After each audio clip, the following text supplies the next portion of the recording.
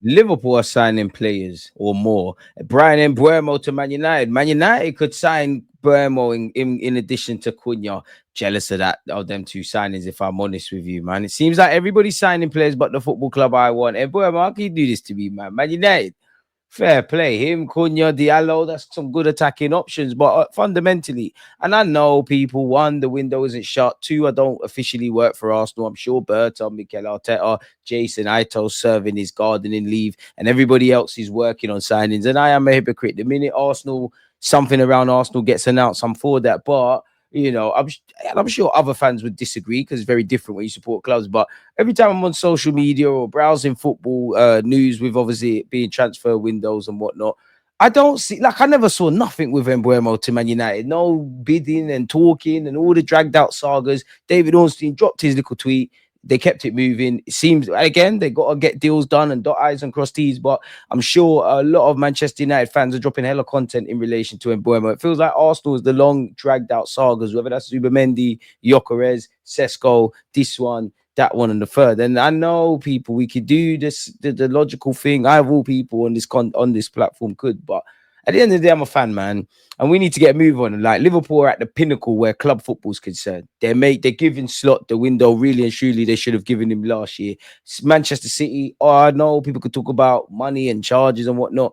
January and in this window, they're making moves. Man United, I'm not looking below us, but they're making moves. It feels like everybody's making moves but us. And now I know I'm exaggerating. I'm speaking from the heart, people, but it's a shame, man. Like I said, everyone making moves. United have Cunha in addition to potentially getting Mbeumo. Chelsea making moves with Liam Delap. Whether these players work for these clubs or not, definitely Man United. I definitely hope Cunha and Mbeumo stink up the place. Make no mistake. And again, I know I'm being sour, but it's going to take more than just good players to turn things around, as dumb as that sounds. And I've seen Manchester United buy back Pogba, buy Alexis Sanchez, buy Cristiano Ronaldo, buy Casemiro, and stink up the gaff. And of course, I'm sour. Manchester City, like El Nori as well.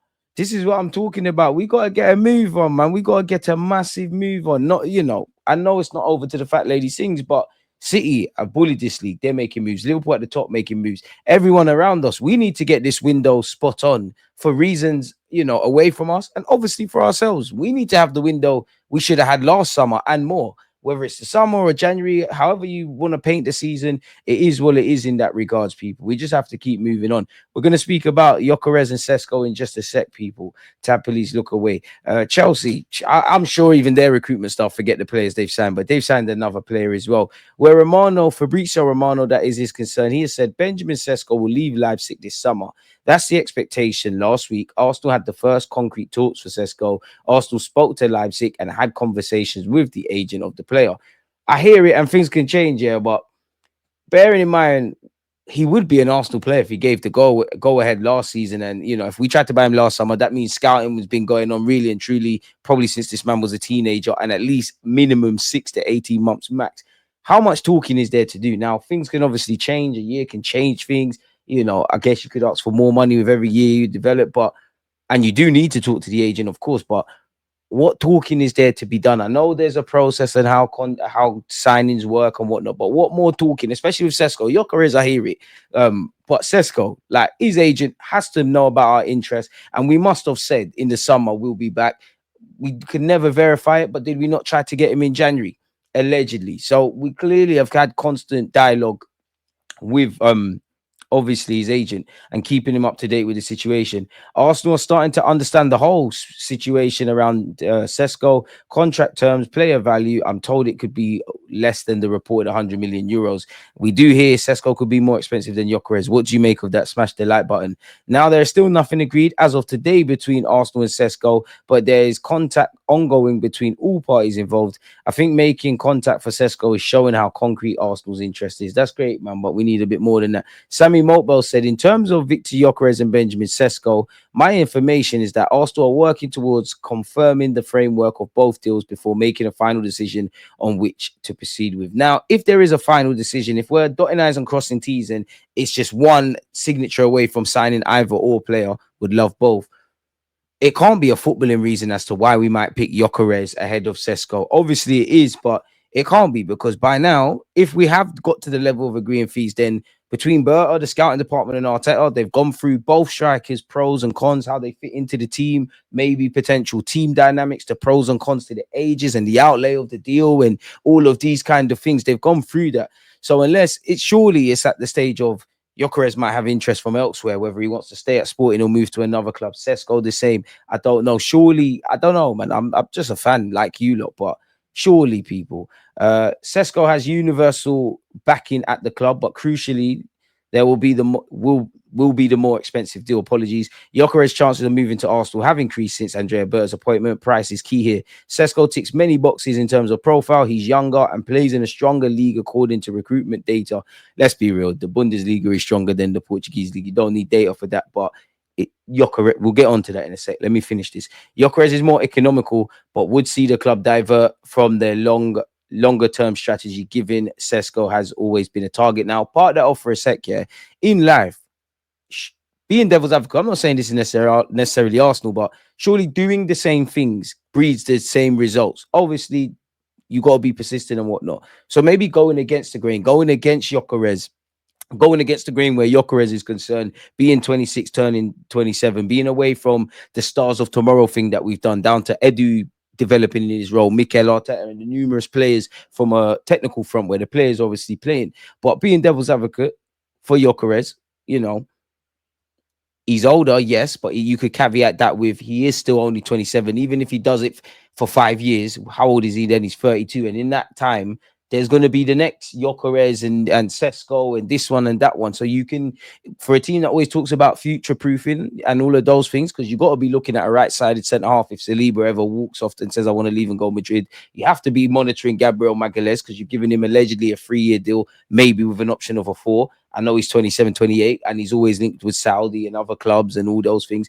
But they're not leaving anytime soon, but you got to be thinking about that. So applying that same logic, could you not do that with Gyokeres? Also, with that being said, if Gyokeres is financial, yes, he's older, but he's cheaper, he's more rounded. And again, I know there's data and analytics and pros and cons and low blocks and transitions and all of this, but when we cut the crap, yeah, you can see Gyokeres being an evident upgrade right now if he just started in Arsenal's 11. Not to disrespect anyone who's here. Cesco is, for me, in my opinion. But then, obviously, Cesco is young. He's obviously got a fair grounding of experience.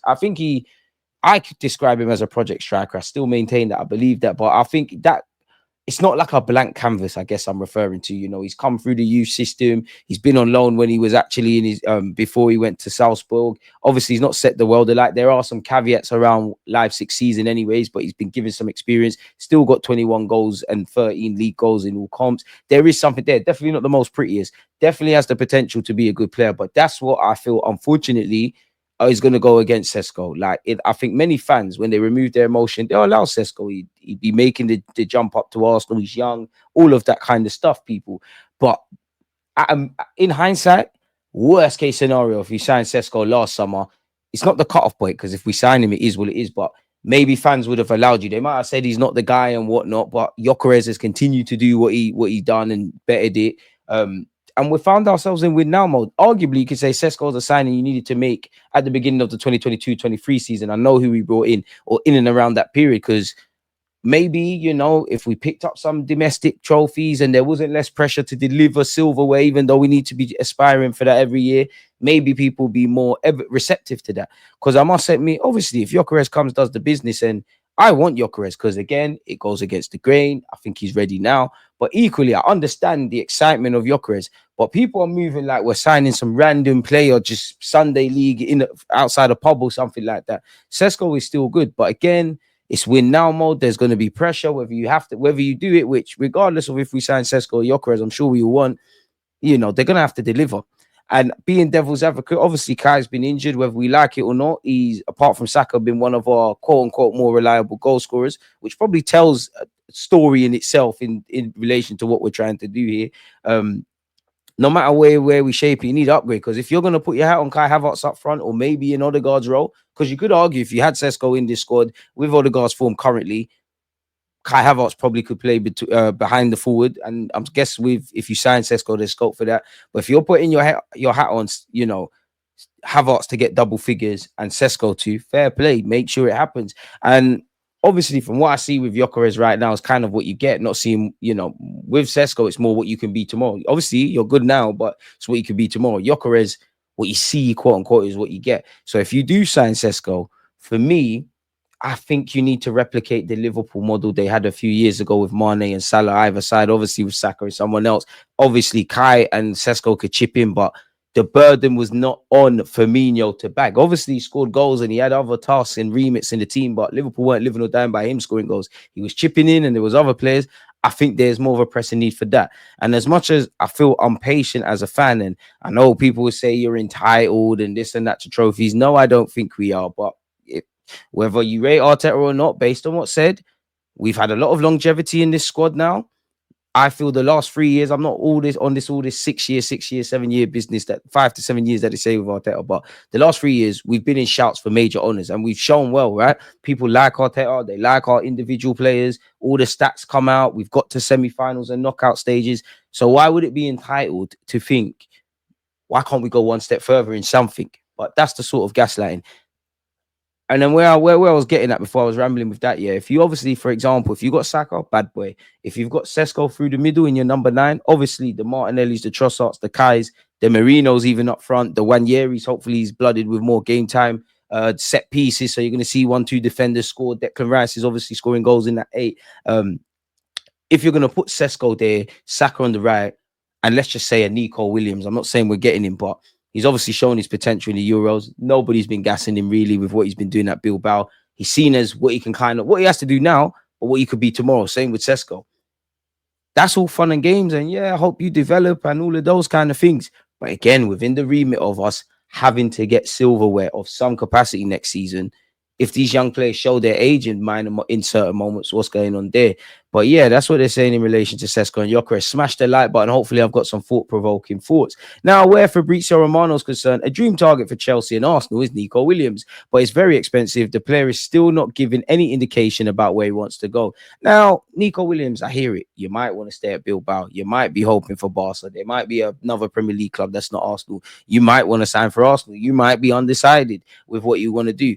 But to me as a fan, I keep hearing this around you, and I'm sure you're going to be a great player in the future, and you're a good player now, and there's a World Cup next year. But bro, just bring me Malik Fofana, the Belgium/French whatever he is from Lyon. I would love Ryan Cherky, but that's neither here nor there. There's a couple players. I'm not saying they're going to make it at Strasbourg that you could say could be wild cards. Monaco got a couple players. Move on. Like, I'm not even necessarily these guys. Move on. Like, one reason I would like, beyond the obvious, Gyokeres, and actually excluding Gyokeres and just assume we've got Cesco and Zubimendi and Nico Williams, is we hear these are the guys that Arteta like. So if you like them and we sign them, make sure we deliver, because then there's no hiding places. And obviously, big up Berta, makes him look good.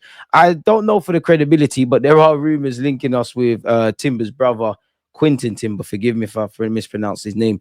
Darmashev said there is more certainty in Arsenal's executive structure following the appointment of Andrea Berta. As a result, Arsenal expected to be very decisive in this transfer window, and I expect them to get their business done efficiently. If I play devil's advocate, whether you like Kai Havertz or not, David Raya or not, Declan Rice or not, whoever was brought in that summer, or even early with Jesus and Zinchenko, we've shown we can do that. Other clubs have as well. That's just basic competencies. Big up Berta, and I'm happy with his signing. But I expect that for someone that's been doing it at a high level at Atletico Madrid. And you'd expect now that we've finally got some continuity, some stability. Aito's handed in his notice, Edu and whatnot.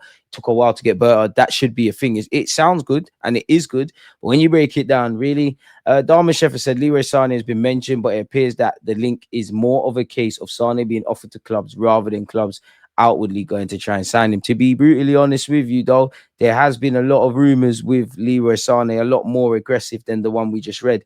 I'm attempted to find it. Maybe it's here. It appears Leroy Sane's chances of signing a new contract at Bayern Munich are slim, and Arsenal have taken concrete steps in the signing of the player. Sane wants to stay close to his family and therefore move to London appeals to him. Not that anyone really cares about the goalkeeper front, but we've apparently dropped out of the race to sign Garcia. We don't see it as sensible to spend 25 million euros on a keeper when we've got David Ryan. Now, I hear that, but when you hear us around PSN, we've got more pressing needs. But in terms of future proofing, once again, in hindsight, maybe we should have got him last summer. And I look at someone like, maybe I'm wrong on De Gea, but I feel there was a keeper at United that De Gea had to wait a bit. But I could be wrong about that. But remember when Chelsea signed Courtois, they loaned him out, they bought him, loaned him out a couple years. Then obviously he had the check Courtois season. Now I'm not getting angry at the club, but naturally, if we do what we need to do and more pressing needs and achieving things this season and start doing what we need to do, we can start being in realms where and get better at selling, being in realms where signing Garcia last summer, whether he's going to be the number 2 or he spent the season at Espanyol, but neither here nor there, people. I just want the best for the club. Moving away from that, apparently Miles Lewis Skelly is expected to sign a new contract at Arsenal this summer. 49 Lewis Skelly. And you would have seen him at the F1 with the England squad. You would have seen the stuff around Saka as well. The Mail Sport understands that Arsenal are not worried about losing their prize asset to the Bernabeu. Gunners Chiefs are believed to be confident Lewis Skelly will commit his long-term future to his current club before the start of next season. I'm not going to lie, Lewis Skelly, if I'm trying to get 100 bags still, a minimum 80. Maybe they settle on 50, 60, but I'm trying to do a madness. I'm playing for England. I boss Real Madrid in the most humblest way. You can see I'm a good kid. I don't get excited. I still work like I've never made my debut. Brother, 100 bags.